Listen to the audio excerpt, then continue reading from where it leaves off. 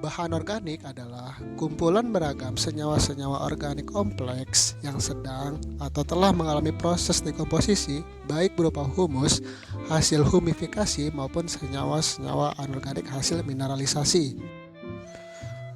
Kemudian ada sumber bahan organik. Nah, sumber bahan organik ini terbagi menjadi 3. Ada sumber primer, sumber sekunder, dan sumber lainnya.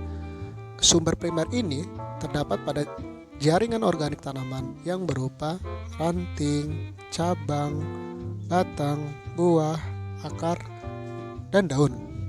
Yang kedua ada sumber sekunder. Sumber sekunder ini berasal dari hewan yang mana terdapat pada kotorannya. Dan yang ketiga, sumber lain dari luar itu biasanya terdapat pada pupuk kandang, pupuk hijau, pupuk bokasi, dan pupuk hayati. Adapun manfaat dari bahan organik itu sendiri terdiri dari 3, yaitu fisik, kimia, dan biologi. Manfaat dalam fisik yaitu untuk memperbaiki struktur tanah, meningkatkan daya tahan menahan air, mempengaruhi warna tanah, menghambat erosi, dan lain-lain.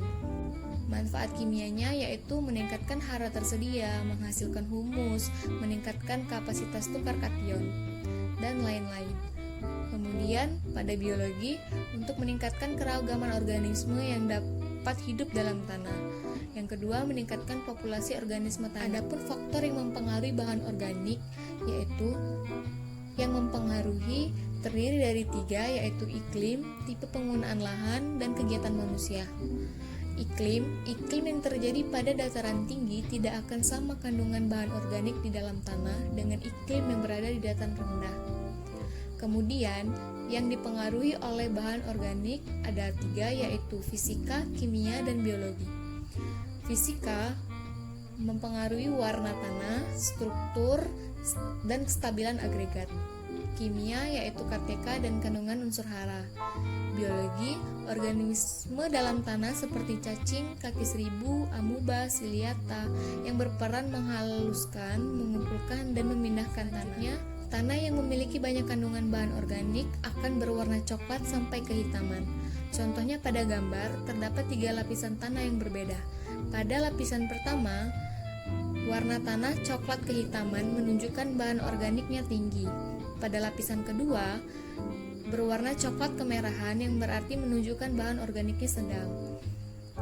Pada lapisan yang ketiga, berwarna coklat muda yang menunjukkan bahan organik. Adapun alat dan bahan yang kita gunakan yaitu yang pertama ada sampel tanah. Di sini kita menggunakan sebanyak 1 gram sampel tanah kering udara. Lalu yang kedua ada aquades. Kita membutuhkan sebanyak 200 ml aquades. Lalu yang ketiga ada asam sulfat pekat. Di sini kita menggunakan sebanyak 5 ml asam sulfat pekat. Lalu ada kalium dikromat. Di sini kita juga menggunakan sebanyak 5 ml kalium dikromat. Lalu ada amonium ferrosulfat. Di sini kita menggunakan secukupnya.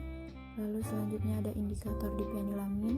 Di sini kita membutuhkan sebanyak 5 sampai 10 tetes indikator dipenilamin. Lalu alat ada neraca analitik digunakan untuk menimbang sampel tanah. Lalu ada Erlen Mayer 250 ml digunakan untuk menakar aquades yang kita gunakan. Lalu ada gelas ukur ini digunakan untuk menakar H2SO4 dan kalium dikromat yang kita gunakan. Lalu ada burat asam, burat ini digunakan untuk mentitrasi. Lalu selanjutnya ada pipet tetes ini digunakan untuk menakar indikator dipenilamin.